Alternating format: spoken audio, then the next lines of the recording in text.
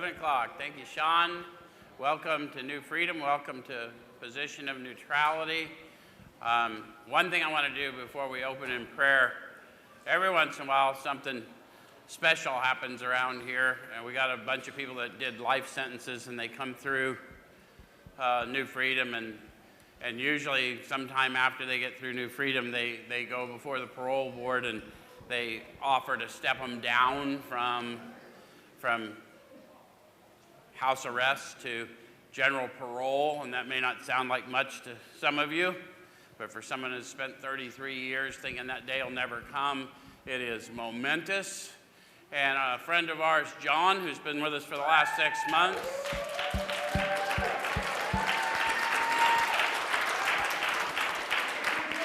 by the grace of a loving God and a joy-filled parole board, has stepped down to general custody for the first time in 33 years. So there, that's what we got. We open this meeting with a prayer. Chaplain Lee's in the house. Come on and stand to your feet all over this room.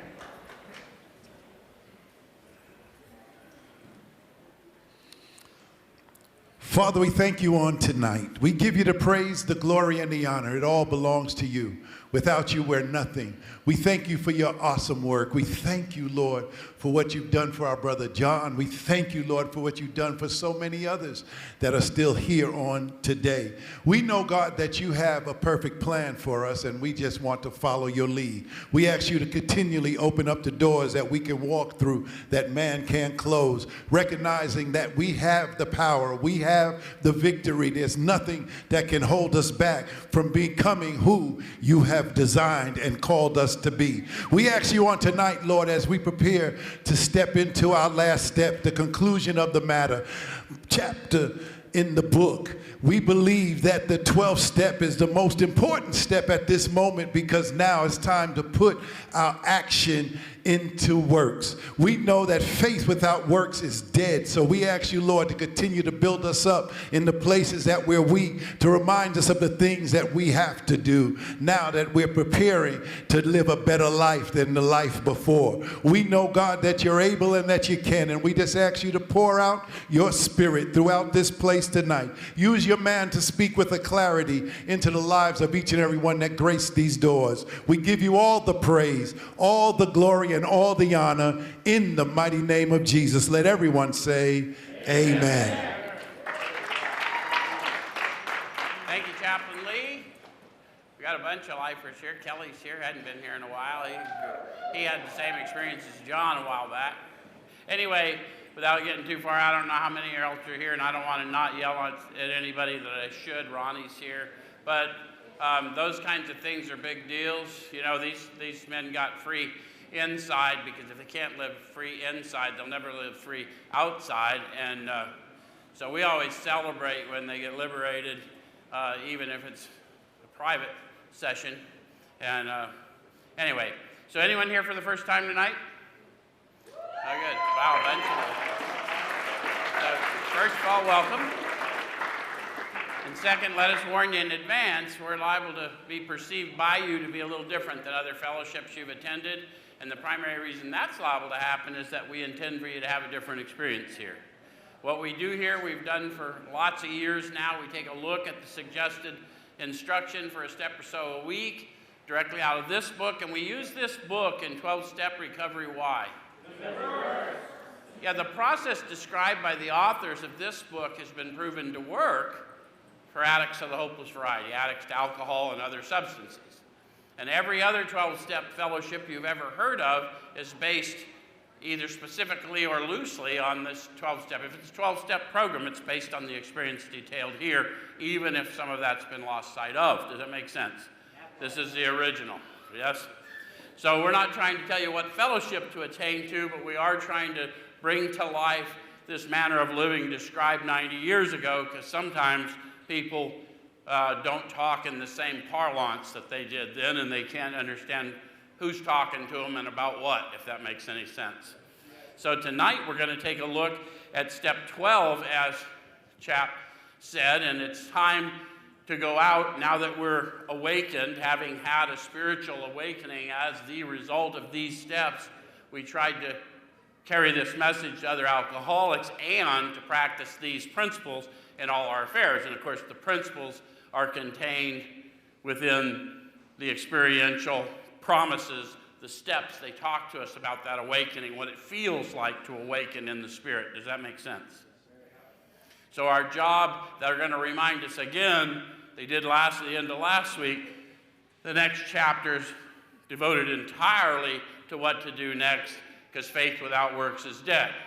So it's not enough to claim my redemption. I need to walk in my redemption and offer it to others. Does that make sense? Not because it's a rule, but that's how I clean house, that's how I grow in the Spirit, that's how I continue to awaken and strengthen in the Spirit. Does that make sense? So, let's start on chapter 7, 89 in the book, if you're following along in the book, and if not, I'll try and stick fairly close to it. At some point, you're probably going to want a book. It's never a good idea to let someone read your book for you, because you're given, whoever that is, the power to think for you. And so what I want you to do at some point, take some ownership of your own recovery, get a book, follow along, because we're helping you find your experience. I'm only telling you the experience I find and how I align it to the authors and encourage you to have your experience, but your experience may not be mine, and I want you to have yours. Does that make sense? Same reason when I went to the dope man, I gave him the money and I took my dope. I did not give it to the guy sitting there and say, hey, you use it and tell me how it felt. Don't make no sense. It's not going to work for a guy like me. I need an experiential change. Yes? All right, so starts out, says, practical experience shows that nothing will so much ensure immunity from drinking as intensive work with other alcoholics. It works when other activities fail. Did y'all hear some promise and some condition in those sentences? Other activities will fail. And it works. There we go. We got Happy James and I don't know, Sean. Sean's always got the downer promise, doesn't he? But both of them are important. Yes? We need to know that nothing is going to fill the place of my intensive work one with another, because there are going to be times when I'm going to be under attack emotionally and mentally, and if I do not continue to empower the Spirit, I may not be able to hold on to that consciousness. Does that make sense? All right. So then it says you can help when no one else can. What do you think about that? How many of you always just wanted to be good at something? How many of you just wanted to be known to be good at something? And sometimes we want credit where no credit's given, don't we? But here's the one thing. Your addiction's a calling or a curse, and you get to decide what you walk in. Because like my friend Christian reminded me today, that both fear and faith require that I believe in something I can't see. It was profound. I've heard it before, but when he said it in that moment, I knew that you needed to know that too. So it's really not a matter of me not believing in something I can't see. It's a matter of whether I want to be driven by fear the rest of my life, or if I want to confront that fear and walk out in who I am and whose I am, and claim what is rightfully his people's. Does that make sense? Okay. So you can secure their confidence when others fail. Remember, they are very ill. Some more promise for us. Life will take on new meaning. How many of you need for your life to take on new meaning, or have needed it? Sometimes on the regular, right? Because this is a manner of living. It's going to keep happening. Just like addiction was progressive, recovery and awakening is progressive. So it says to watch people recover, to see them help others, to watch loneliness vanish, to see a fellowship grow up about you, to have a host of friends. This is an experience you must not miss. We know you'll not want to miss it. The authors were intentional with their words, so pay attention when they use an odd word. They meant the words they say the words they mean. When they talked about all the things we were going to see, then they said, this is an experience you must not miss. Why didn't they say this is a sight you must not miss? How many of you have started seeing things different? How many of you, when you see it, you feel it? The truth has a feel, doesn't it? How many of you are feeling that now? That's the power we call God. I forgot to mention, we would cheat you to talk to you about the power we call God without giving you a demonstration of the power. So throughout these sessions, when I feel you feeling something, I'll call it to your attention. And you may think that's weird, but one of the things we take on faith in 12-step recovery is in the early chapters, how it works is there's one who has all power, that one is. And if that's true, if I feel what you feel, and we're sharing that experience, did I not demonstrate oneness to you? Amen. It's interesting, isn't it? Not as complex as we like to make it. All right, so we know you'll not want to miss it. Frequent contact with newcomers and with each other is the bright spot of our lives. Perhaps you're not acquainted with any drinkers who want to recover. You think that's true in Phoenix, Arizona today? Yeah. Some of you said yes. Some of you have been at this a while, huh? Yeah. So you know why some of you said yes and some of you said no? Sometimes when we're new to this thing, we think, oh, if everyone gets told what I was told and shown what I was shown, why wouldn't they all grab it? This would be good for everyone. Have you ever had that thought? Did you find out that they weren't all nearly as enthused as you were? So how many of you have discovered that we sometimes discover people who do not want to recover in places that we would not expect to find them? Any of you ever hid out in 12-step recovery meetings? Fade a little heat? I'm just checking, I don't know. Sometimes I get in the wrong room. How many of you have been caught up in the argument of whether we recover or we're always recovering? The book says I'm recovered. That's right. Well, I want to understand, I don't want people just to get in an argument with semantics. Let me tell you why we know that the authors of this book meant what they meant and the authors of subsequent books probably meant what they meant. When they wrote this book, alcoholism and addictive disorder was not a medical condition, period. So they weren't talking about something I was recovering from in a medical sense. What they were talking about was being recovered in a mining sense. Because it was before the medical model, the doctor was opining it, but it wasn't embraced by the medical community. So it's a mining term. It means to take what's from what was thought waste and extract something infinitely valuable. So now, how many of you have started to see how that past that you felt so bad about, perhaps, was starting to be useful to help others, and that people were seeing you different, and you were walking free, and not so afraid? Can you see how you've had something taken from your thinking and converted to something valuable as you've walked out your purpose? That's the difference. And I know it's the difference because they say recovered 17 times in the instructions. They only say recovering twice, and it's in the chapter 2, the wives about the still drinking alcoholic. So they clearly knew what they were talking about. Does that make sense? All right, so you can easily find some by asking a few doctors, ministers, priests, or hospitals. They'll be only too glad to assist you. How many of you have found some of those people less than glad to assist you? Because as time goes on, our fellowships have watered down the message and what have you. But when someone really knows you and they know you've experienced a redemption and you'll tell people straight, they do call you, don't they? Okay. So don't start out as an evangelist or a reformer. What do they mean? Don't beat them with a Bible or a big book or whatever other religious text you got. I got nothing to tell you except what I was like, what happened, and what I endeavor to be like now. Does it make sense? And you can draw whatever conclusions you want from that. But I can tell you that we didn't meet by accident. Okay? All right, so unfortunately a lot of prejudice exists. You'll be handicapped if you arouse it. Ministers and doctors are competent, and you can learn much from them if you wish, but it happens that because of your own drinking experience, you can be uniquely useful to other alcoholics.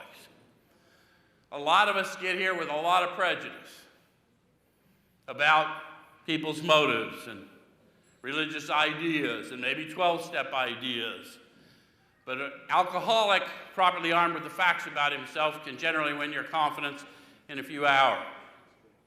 Why do you think New Freedom is set up on a peer model? Because a convict, properly armed with the facts about himself, can generally win the confidence of another in a few hours. And once that's established, now we can work together on a treatment plan, a reentry plan, and a successful manner of living that's going to take you where you were always meant to go in spite of what anyone else has told you. Does that make sense? All right, so cooperate, never criticize, to be helpful is our only aim. When you discover a prospect for Alcoholics Anonymous, find out all you can about him. How do I do that? You ask them. Get in the car.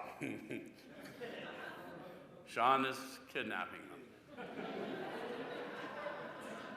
them.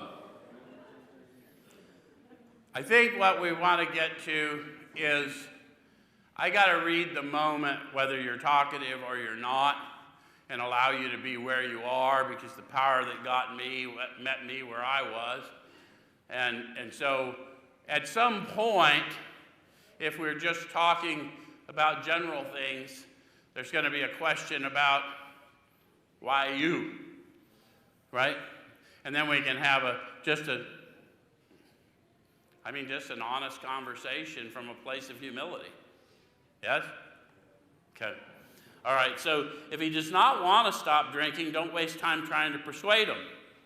You may spoil a later opportunity. How many people here have had the experience of someone trying to persuade you to stop drinking or drugging when you were actively drinking and drugging? They weren't quite as powerful as the force that was arguing the other case, right? You're trying to compete with a power greater than you. Remember, when you admitted powerlessness over alcohol, it meant when you were drinking and when you weren't. When I go out and discover it, someone else is captivated by that spirit's still more powerful than me, but the one who animates me is more powerful than that spirit.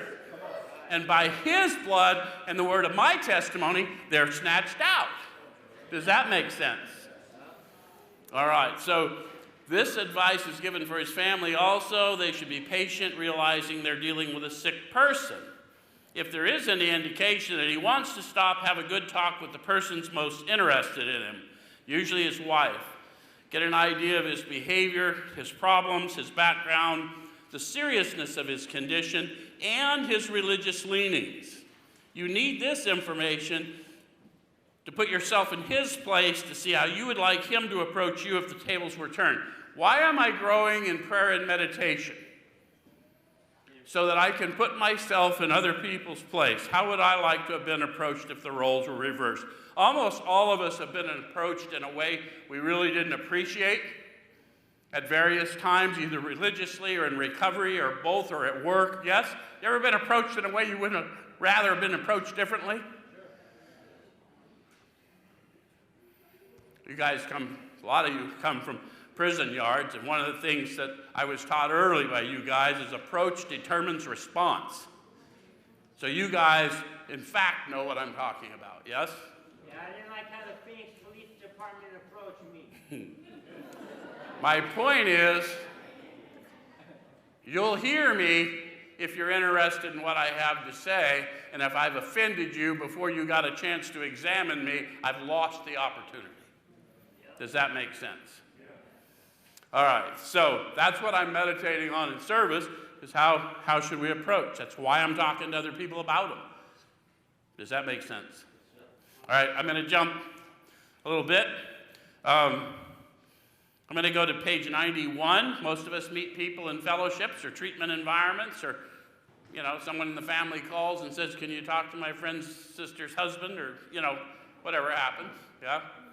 All right, so it says, see your man alone if possible, page 91, middle of the page if you're following.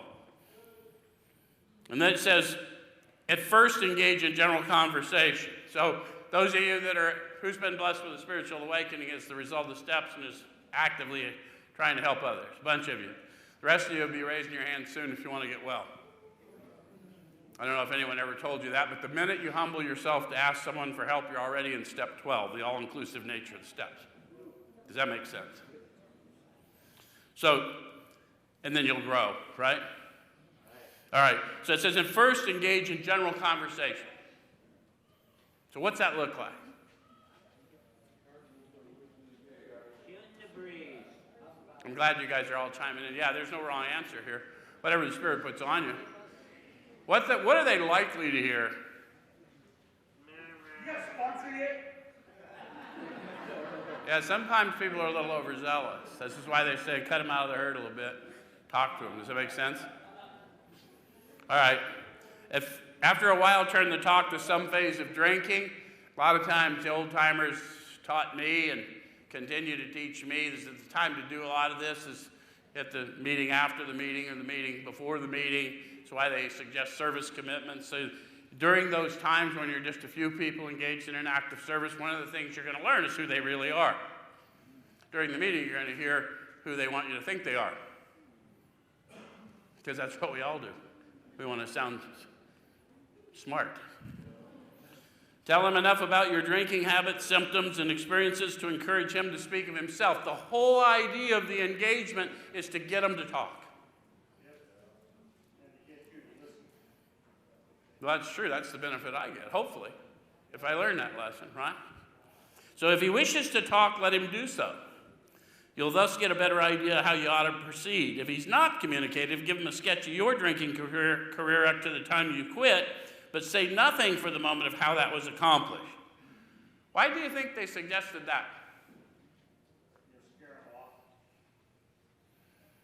You know why Sean says you'll scare him off? How many of you have contemplated that, how that was accomplished? I don't know if I can help you with that, but for me, how it was accomplished is above my pay grade. I do not know. I used every day, no matter what. I was either hospitalized or confined in some way or another, chained down, locked up, whatever. And the minute they cut me loose, I went and did it again. Over and over and over. And then one day, pow! That never happened again. Other than the pow, that's the best explanation I can give you. So, I can't tell you how that was accomplished. I can only speak to you of the one who accomplished it. Does that make sense? Then it says, if he's not communicative, give him a drink. Give him a drink. Sometimes we do that shit too, just so you know. Freudian slip, Sean. Sometimes we do give him a drink. That's how Sean gets them in the car. Thank you. Yeah, he brought me a drink. He knows. So give him a sketch of your drinking career up to the time you quit, but say nothing for the moment of how that was accomplished. If he's in a serious mood, dwell on the troubles liquor has caused you, being careful not to moralize or lecture. So we got to kind of grow into this. We have a tendency to sort of use weird terms about ourselves so that it doesn't feel like we're bragging or something. I don't know why we do that, but we talk, you know, I was a liar, a cheat, piece of crap, whatever. We say things like that, and it's not, number one, it's not true. I may have behaved badly, but that's not what I was. Does it make sense? In my worst and in my best, I'm a child of the living God. That's the fact. And so that's still true for whoever, wherever they are, and we don't want them hearing me say what I was and taking it on themselves because we have a habit of doing that. Does that make sense? So, and then I don't want to lecture because who am I to lecture? I mean, it takes what it takes, yes? All right, so if his mood is light, tell him humorous stories of your escapades and get him to tell some of his. How many of you got humorous escapades? Well, only 3 of you? You didn't have any fun? Why'd you stay out there so long? I get it. I mean, when I first came back around, there wasn't nothing funny. And I had burned it down more times than I could count, and I really didn't care if I lived or died. That's a fact. That notwithstanding. The fact of the matter is there was nothing funny at that time, and so luckily some people were sensitive to that. And they said, you know, there's nothing you can do to change where you've been, but the one thing you can do is change where you're going. And if you just walk with me a little while, I'll walk with you and talk with you, and I'll give you some things to keep you busy so you'll let your mind catch up to what we're walking into. And thankfully they did that for me, yeah? And then the humorous stories, well, of course, I've got a lot of humorous stories now, but they're not always appropriate right away. And some of them aren't even useful. They're just funnier than hell because we get in some predicaments, yeah? So, when he sees you know all about the drinking game, commence to describe yourself as an alcoholic. Tell him how baffled you were and how you finally learned that you were sick. So how did you, when you finally started to do something different, how did you learn that you were sick? That's one way. How many of you went to lots of detoxes and didn't catch the I'm sick thing? So it's true for him, and that doesn't mean what's true for him isn't true, and it doesn't mean you're flawed in some way. The author of this book went to 3 recorded treatments before he really learned the lessons of this awakening, yes? But if our approach, we can, I think, through the power of our testimony, we can introduce them to a better experience and have better outcomes, because I know where this stuff is taught and where what we do around here based on this, our outcomes are better. Does that make sense? So give him an account of the struggles you made to stop. Show him the mental twist which leads to the first drink of a spree. What is that for you? That's what the step journey might help you with. Does that make sense? We suggest you do this as we've done in the chapter on alcoholism. So more about alcoholism, they talked about the jaywalker, they talked about Fred, the business guy, they talked about Jim, the car guy. Yes, you guys know the story of Jim. That's the one people seem to keep in memory. Jim didn't even start drinking until he was in his 30s, but he was so good at it that he lost his business due to his drinking fairly quickly after he started. They said he'd always had a bit of a nervous temperament. So anyway, after he's lost his business, he gets a job with the car dealership he once owned. And so he's on his way to this job that he just got, where he used to be an entrepreneur and now he's an employee. And he says he was a little agitated.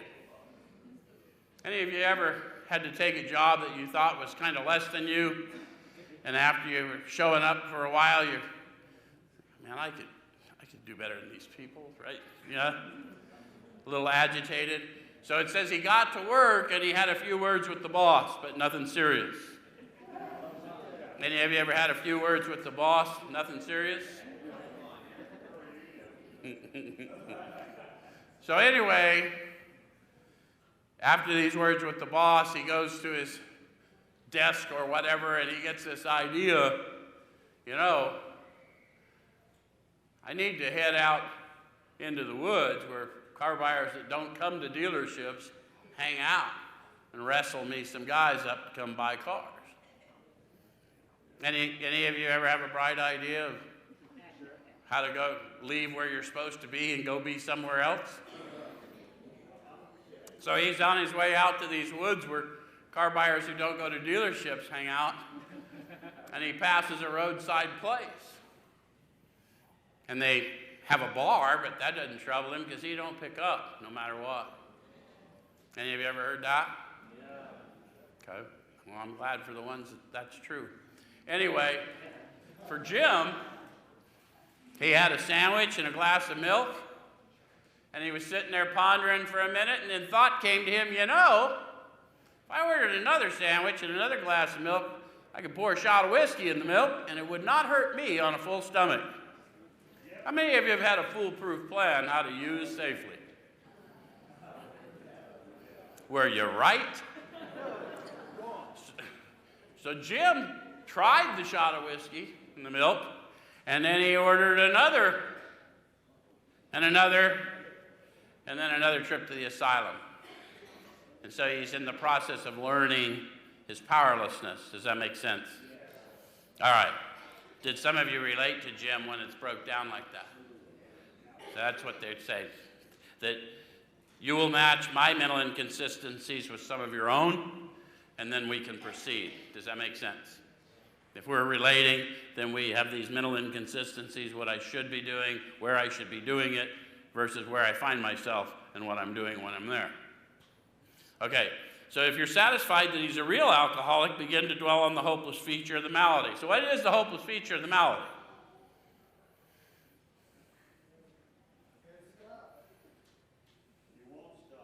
Death, insanity, or institutionalization. That's the where it always ends.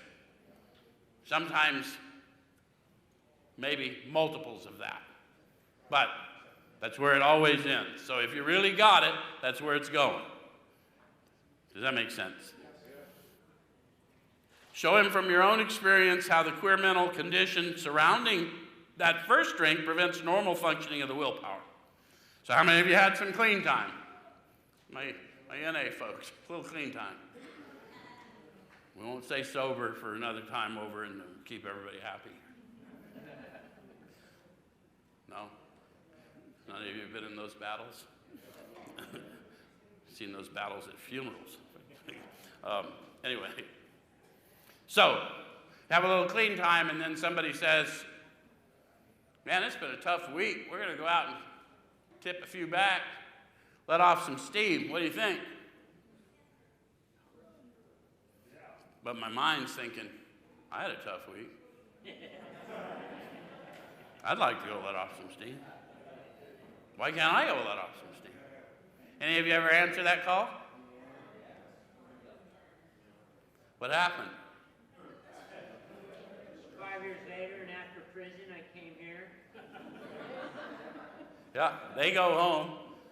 I go live under a bush. James goes to prison. Whatever, right? Okay, so it says, don't at this stage refer to this book unless he's seen it and wishes to discuss it, and be careful not to brand him as an alcoholic. Let him draw his own conclusion.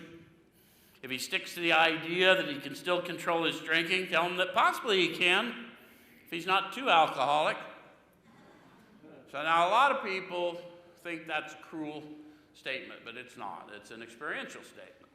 I'm not powerful enough to argue with you when that drug in you is arguing back with me.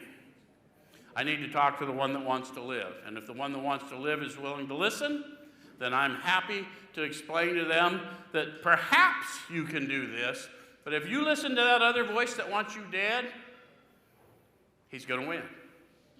Because there is a voice in you that wants you to live, and there's a voice in you that wants you to die. And the one that wants you dead been running you. That's why we met. Does that make sense? And I'm telling you there's life and life abundantly, but you're going to have to get out in service, because that's the only way that we get free and stay free, is walk in that freedom. Does that make sense? The reason faith without works is dead is works are demonstrable. When you see who I was, or hear who I was, and then see who I am, you know something has changed. So others can observe the works. And because I'm a doubter by nature, I'm always proving the power to me through me. Does that make sense? And that's why it's progressive, because the more we walk in faith, the more our faith is unleashed. Yes, and remember, faith and fear demand exactly the same things from you. And they'll run as companions within you. Does that make sense? So you need to understand the signature and the walking in faith, because both of them want you to believe in something you cannot see.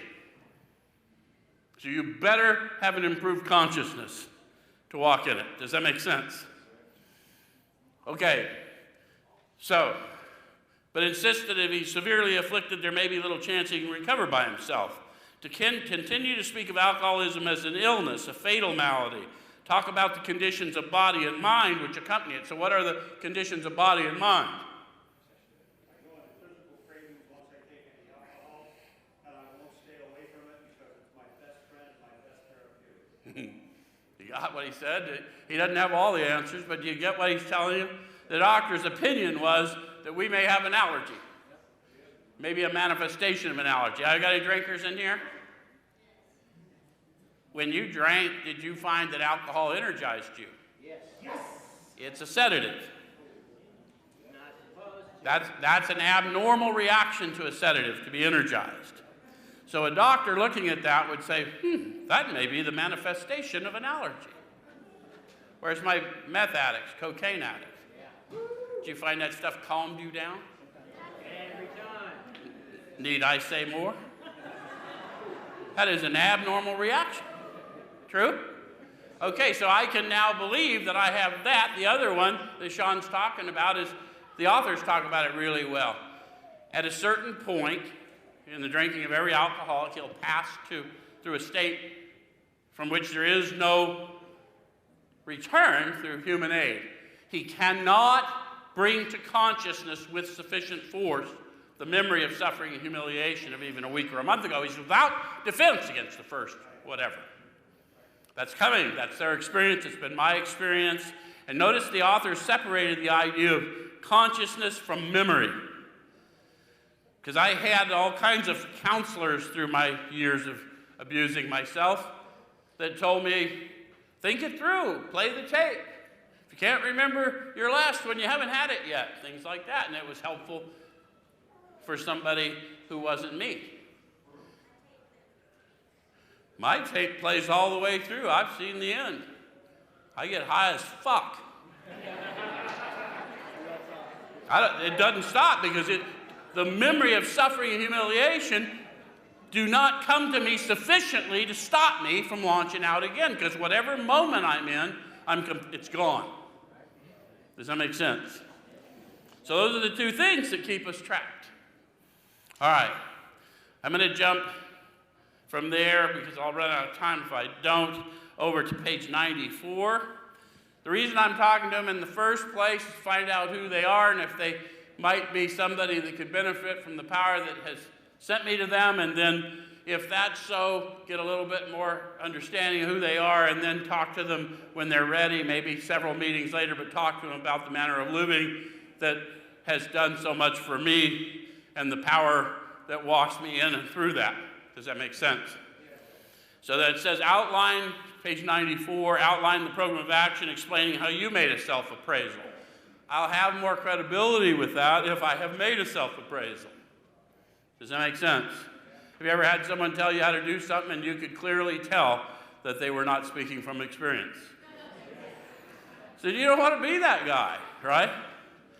Okay, so how you straightened out your past.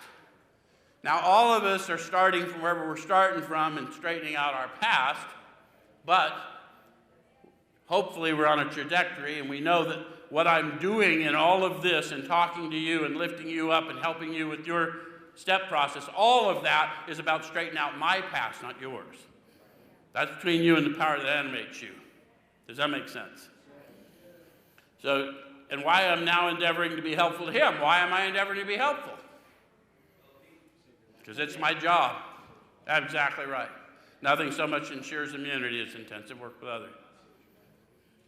It's important for him to realize that your attempt to pass this on to him plays a vital part in your own recovery. I better believe that too, or I won't be believable. You're going to be looking at me for a long time. What do you get out of this? What do you get out of this? What do you get out of this? Because that's just the way we are. And I say, I get to see miracles. I get to see reclaimed lives. I get to see people who never smile because somebody has miraculously been transformed before their eyes. So that's why I do what I do. And if you get well, you'll get to see it too. And if you don't get well, it's hard to see. All right, so actually he may be helping you more than you're helping him, and we're sure of that as we grow. There's no doubt about it.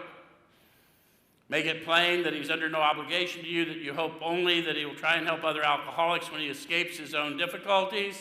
Why do I hope that? Because they'll keep him well. Yeah, it's really the cleaning house, right? I won't even know what my old ideas are until I go out and try and help people and start judging them before I right? I just told you a story last week about that, right? If you were here last week, and any of you that weren't here last week, it's too long a story, so you'll have to watch the tape. Suggests how important it is that he placed the welfare of other people ahead of his own. We don't want to hear that when we're new, do we? Or we think we already do, and that's why we're in this pickle. I've heard that too, right? Yeah. Make it clear that he's not under pressure, that he doesn't need to see you again if he doesn't want to, and you should not be offended if he wants to call it off, for he's helped you more than you've helped him. See how they're growing in certainty as they're telling the story? Remember, this book isn't written for you, this book is written for me. If I do what it says and practice these principles, it won't matter to me so much how you act or what you say. So I suggest you read your own book for that very reason. This book only works for you to liberate you from you if you do what it says. Yes? Does that make sense? If your talk has been sane, quiet, full of human understanding, you've perhaps made a friend. Have you ever had that happen? You talk to them, maybe they didn't decide to go through the process with you, maybe they didn't even stay sober, but sometime later they come back to you and go, man, you may not know it, but talking to you that day was a game changer. You ever had that happen? Yeah. It increases your faith when that happens. All the time. Maybe you've disturbed him about the question of alcoholism. This is all to the good. The more hopeless he feels, the better he'll be more likely to follow your suggestions. Your candidate may give reasons why he need not follow all of the program. You ever done that yourself? Pick and choose what works for me, yeah.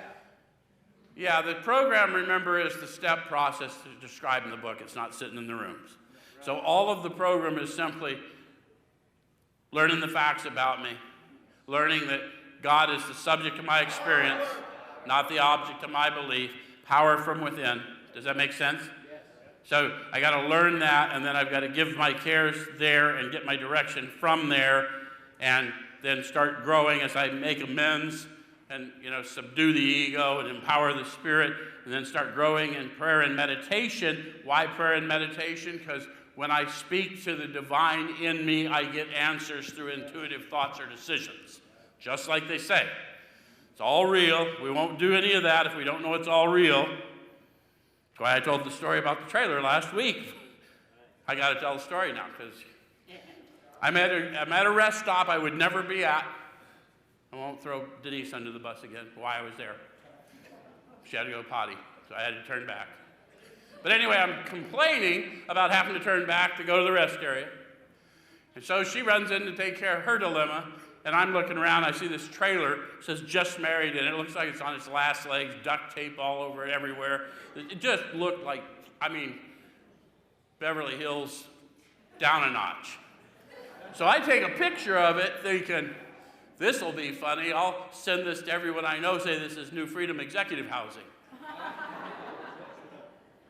And about that time, the cat that was in that truck and trailer came walking up to me, tears streaming down his face, told me the story of how he got there, why he was there, how he couldn't leave there. And by the time I was done, I was humbled, and I gave him the contents of my wallet because that's all I could do. And I very clearly got from the Spirit, next time I get your attention, don't judge. So improved consciousness is an important thing because I'm not there to laugh, I'm there to heal, and I'm not the healer. Does that make sense? So I want to jump again because I diverged again, which is I never do. So I'm going to go over to 97. They talked about a bunch of things we might do in recovery, help people, give them temporary housing, give them some money, give them a ride, whatever we do. But then they caution us that we don't want people dependent on us. We want them dependent on that power that animates them. And it's real easy if we've been, how many of you came in from homelessness? And you had to ask everybody for everything, even a place to be, right? So we're really good at asking, and we just expect we'll either get a yes or a no, and if we get a no, we'll just keep asking until we get a yes. But we'll never take personal responsibility for anything. Does that make sense? We're used, you guys come from prison, same thing. They took away all your choices. You don't decide what to wear, what to eat. And if you ever do gather anything, they put it in a room. One day they come in, break the shit out of it, and tell you, clean it up. Because you don't mean nothing. It's all a lie. You do mean something. You mean more than something. You mean everything. But we got to empower you. We got to speak that into you, yes?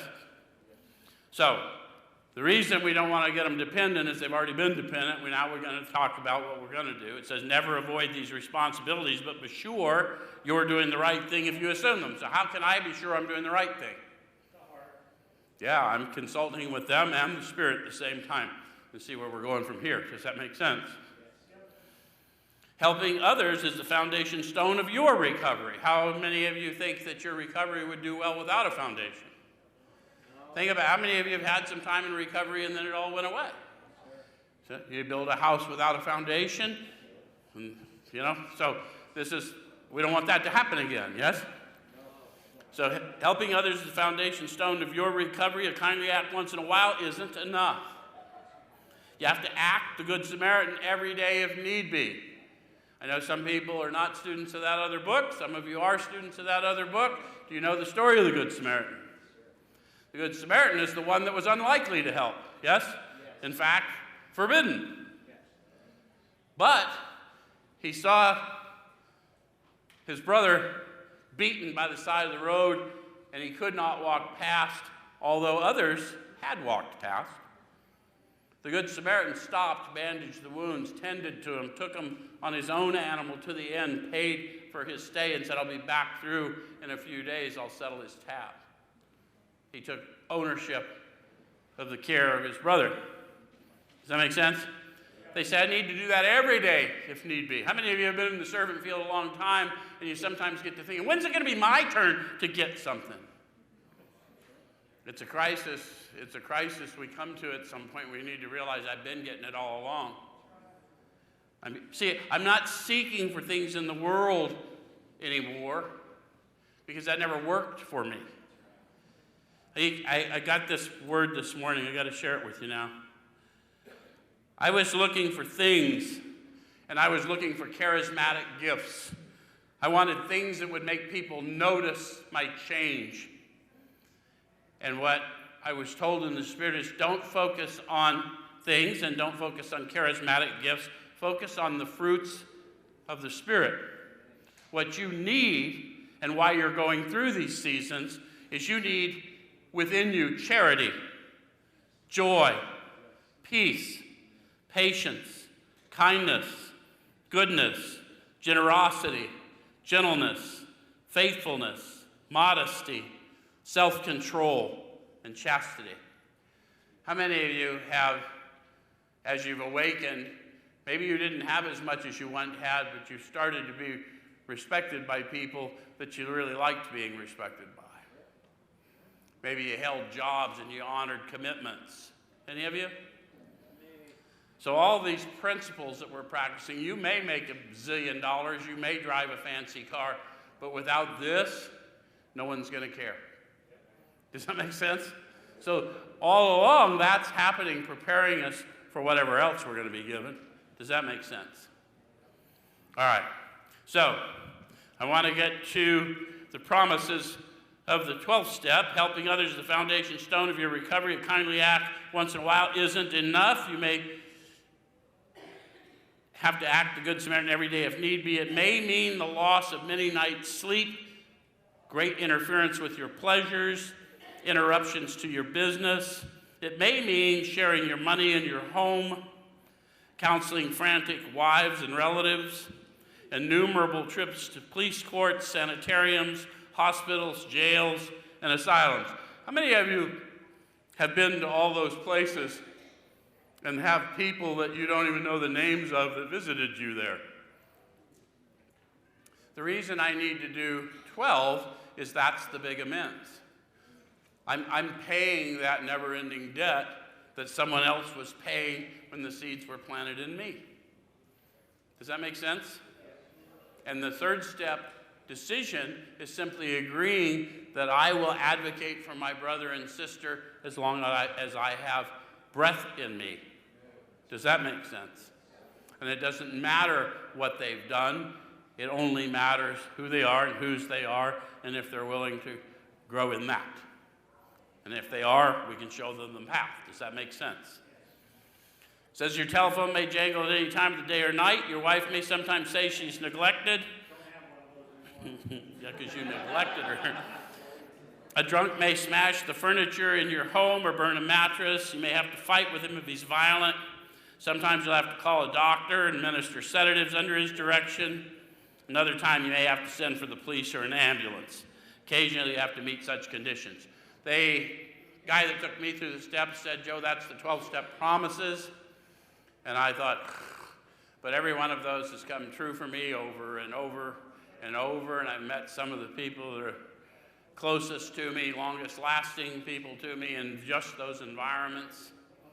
So I want to jump from there to page 98.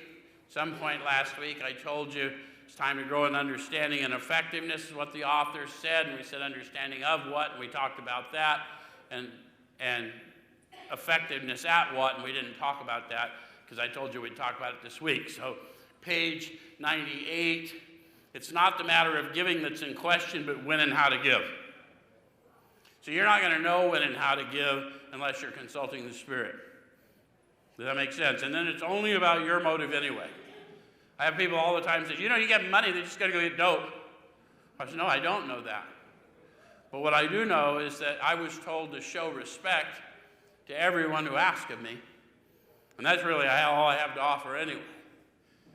And if I've got something planted in my pocket because the Creator has ordained that I should have it when they ask for it, that's Him asking for it. Whatever you do for the least of these brothers and sisters of mine, you're doing to me. And I ain't missing one, because even when I think it's funny, it ain't funny. I've got lots of stories. I was in a mall one time, and I was walking with a bunch of people.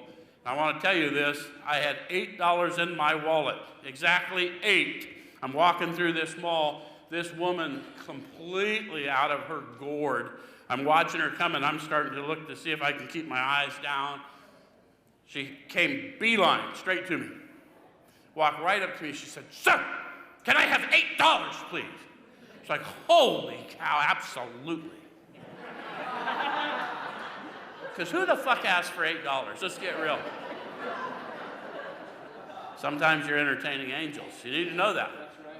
You need to know that.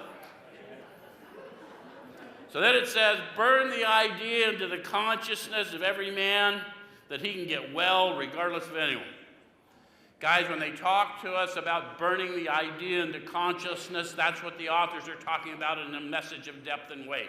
I'm not trying to impress you with what a badass I might have been or crazy. I'm trying to speak to you with the power that animates me to speak life into you. And it will burn into you and will come to you with power. Does that make sense? Does that make sense? So when we talk about burning the idea into the consciousness, we're bringing into your awareness of being aware something about your identity being available to you again. Does that make sense? Okay. The only condition is that he trusts in God. Where do we find this power? How do we find it? Sometimes we have to search fearlessly. And why did I tell you that faith and fear demand the exact same things of you? Because it keeps following me. It's a constant companion trying to confuse me. But I got to keep walking in the vision I've been given. Does it make sense? Okay, now I want to go to, let's see, page 100, because I've heard this misrepresented from time to time. I like to clear it up for people. You got to understand they're talking about conscious relation all through this book. They're talking about the sensory experience of power. They're not talking theology, they're talking relationship. They're talking about a power animating you that you're feeling and sharing. Does that make sense? And so it says, both you and the new man must walk day by day in the path of spiritual progress. I've had people talk about, oh, that's why you always got to have a new guy. Well, it's not a bad idea to always have a new guy, but that's not what they're talking about. They're talking about the new man in me. They're talking about the guy who thinks better, acts better, speaks better than the guy I used to. And I got to walk with him every day because I fall short every day. If you read that other book, Take My Yoke Upon You, for my burden is light, right? So when you're training an ox to pull a plow, you put a big one with a young one. And the big one pulls all the weight, but the young one learns how to pull. Does that make sense? So we're learning how to pull now. All right. So if you persist, here's some promises for you. Remarkable things will happen. When we look back, we realize that the things which came to us when we put ourselves in God's hands were better than anything we could have planned. How many of you have seen how your plans availed less than you might have thought, and that when you started walking in another plan, things were available to you that you never thought? Follow the dictates of a higher power, and you'll presently live in a new and wonderful world no matter what your present circumstances. How many of you took it way out? Prison, homelessness, jail, asylums. How many of you got touched in that cell or in that hospital room? How many of you had a circumstance that didn't change all that rapidly, but you had an attitude that changed instantly? So that's a promise we want to claim and we want to share. Look, my external circumstances do not define what's going on within me. That's not to say I enjoy shitty circumstance. I'm just saying I'll get through it regardless because the power in me will walk me through it. So I want to go to, let's see. I don't want to take that much more of your time, so let me get one more little nugget out of this book because they do a good job in helping people understand why we want to keep doing things. I want to read from 103. We're careful never to show intolerance or hatred of drinking as an institution. We got a lot of people that get freaked out and want to shun drinking, drugs, as if drinking and drugs were the culprit. The reality was that it wasn't until I put that spirit in me that it took control of me, and it did exactly what its assignment was. Its assignment was to find souls to devour. And it did that until it didn't. Does that make sense? So experience shows that such an attitude is not helpful to anyone. Every new alcoholic looks for this spirit among us, and it's immensely relieved when he finds we're not witch burners. How many of you had somebody you knew who was in a wellness state and you were not, but they would reach out to you every once in a while and not say anything about what was up, just, how you doing, man? You got everything you need? Never a lecture? If you had that happen? How many of you appreciated it? We all appreciated it, yes? Okay, so a spirit of intolerance might repel alcoholics whose lives could have been saved. That's why I need to get spiritually fit, because some of the situations we walk into are disturbing. People are sick and dying. People we care about. They're hurting other people. But I am in no place to judge that. I know that's how I behave when I'm under that spirit. Does that make sense? So it says that. Had it not been for such, many could have been saved had it not been for such stupidity. We would not even do the cause of temperate drinking any good, for not one drinker in 1,000 likes to be told anything about alcohol by one who hates it. So that's where I'm going to leave it, guys. You got a big calling on you if you're in New Freedom, because your calling is to deliver this message to thousands and thousands of people about how infinitely valuable each and every one of you are, in spite of what your life circumstances has taught you. And you're going to have to awaken to do it, because the world will conspire to convince you it's not true. And if you need to come back to me every day and let me tell you it's not true, this place was built for you long before you knew it. I saw it I saw the day you got here 5 years ago. And some of you are going, how can he say that? I just got here yesterday. Believe it.